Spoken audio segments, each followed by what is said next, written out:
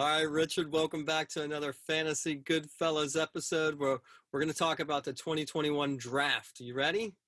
I'm ready. All right, let's get started. The Fantasy Goodfellas. Boom, boom, boom. Rolling on the field. The Fantasy Goodfellas. Before we get started in this year's draft, this is going to be our mock draft number 1. Obviously, a lot of things are going to happen as the season progresses and a lot of trades happen. But this mock draft is going to be before or if, assuming Deshaun Watson doesn't get traded. So this is going to be our mock draft number 1. So just want to let everybody know that before we get started. All right, with the number 1 selection in the 2021 draft, the Jacksonville Jaguars select QB Trevor Lawrence, Clemson. This is a no-brainer. Everybody knows that Trevor Lawrence is going to go number 1. He's going to be paired up with Urban Meyer. And really, the drama doesn't begin until pick number 2. With the number 2 selection in this year's draft, the New York Jets select QB Zach Wilson, BYU. Robert Saleh so far has had nothing but good things to say about Sam Darnold. But we all know that that's, coach speak. Obviously, they're trying to inflate his value however they can. And hopefully, they hope to at least, maybe get a second rounder for him. But Darnold's only 23 years old, but he's had 3 subpar seasons so far in the NFL. I don't really think his ceiling is that high, and I think everyone knows it, including the Jets. So they have to improve themselves here, and why not? Wilson is smart. He has good physical tools. I think a good comparison is Aaron Rodgers. I mean, for his ceiling, obviously. I'm not saying he's going to be Aaron Rodgers. I just think for his ceiling, that's a good comparison. All right. With the number 3 selection in this year's draft, the Miami Dolphins select. There will be a trade here. The Dolphins, first of all, let's talk about the offensive line, right? The Dolphins spent the first, a second, and a 4th rounder to improve their offensive line last year.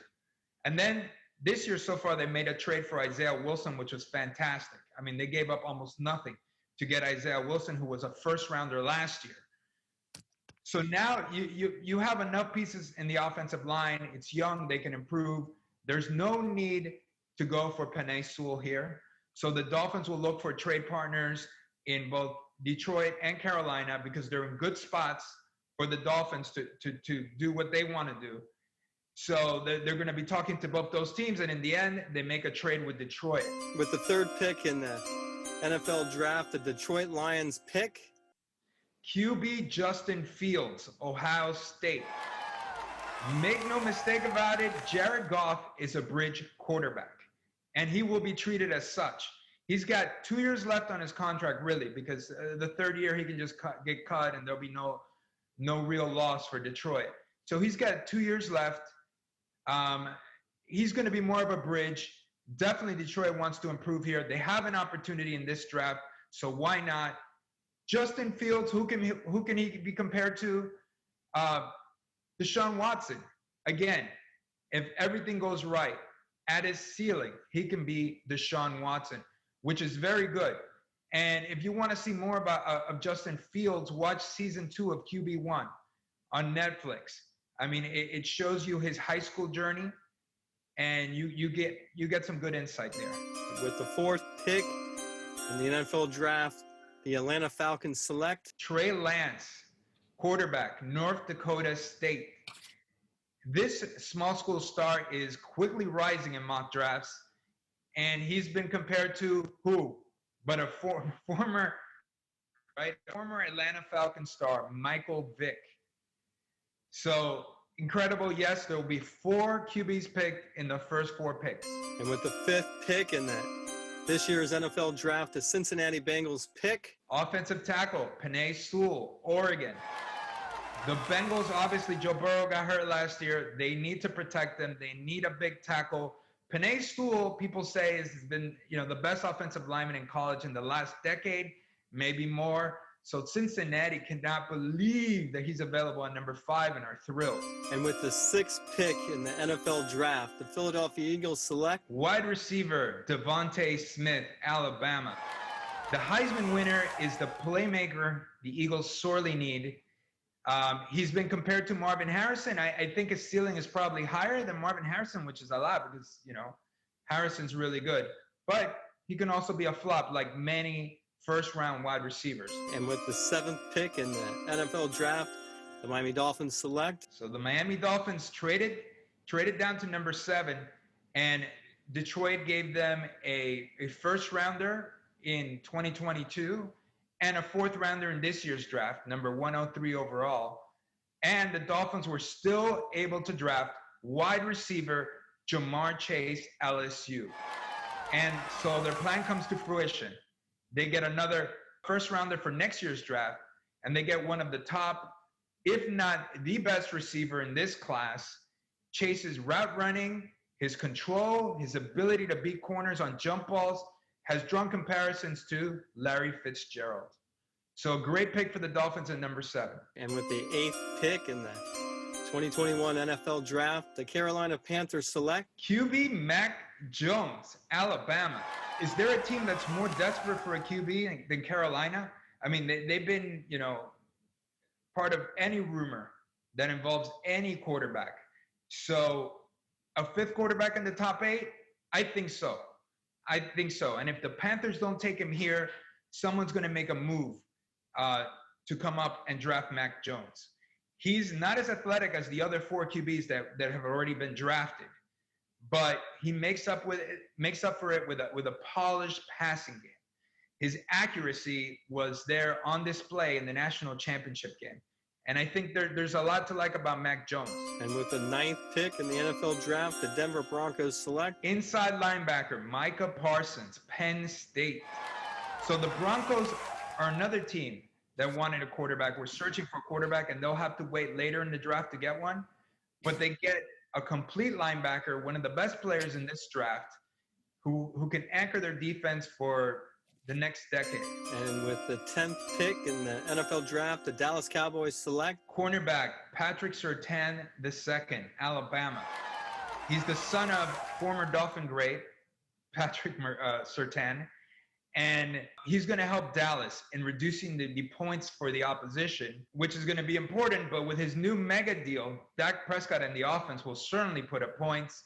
So if the defense can just be a little better than last year, I think the Cowboys could potentially have a winning season. And with the 11th pick in the NFL draft, the New York Giants select wide receiver Jalen Waddle, Alabama.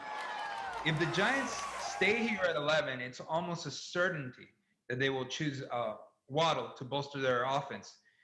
The Giants had one of the worst offenses in the league, partly because of Saquon Barkley's injury, because of their lack of playmakers, but Daniel Jones is not looking like a franchise quarterback.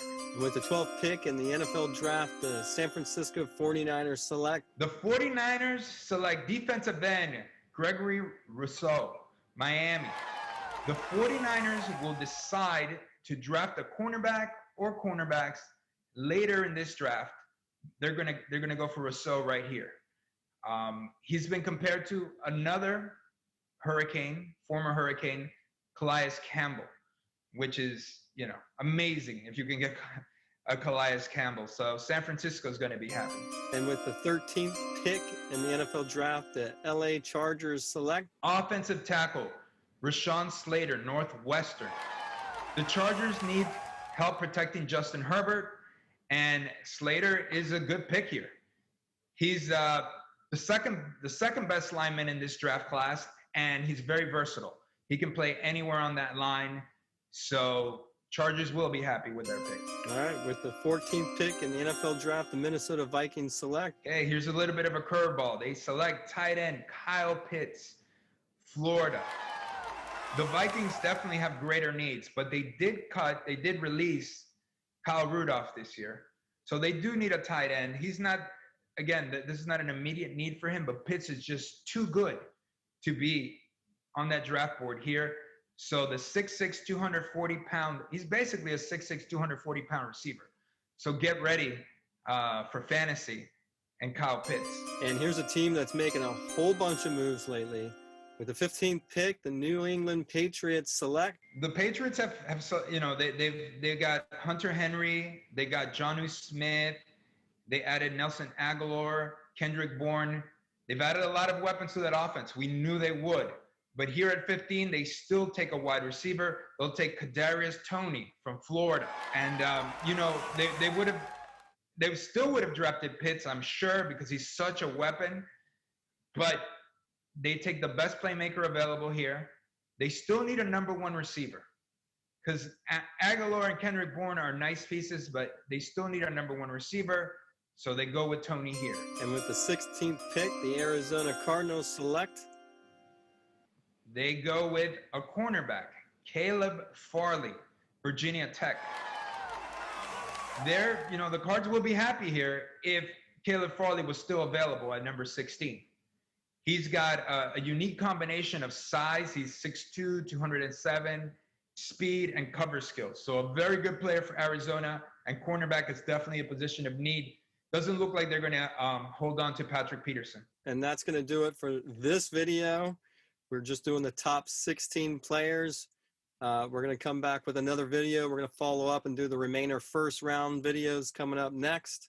So tune in for that. So thanks for coming on here and sharing the top 16 picks in this year's draft. Remember, Dolphins have the 18th pick. All right. We'll see you then.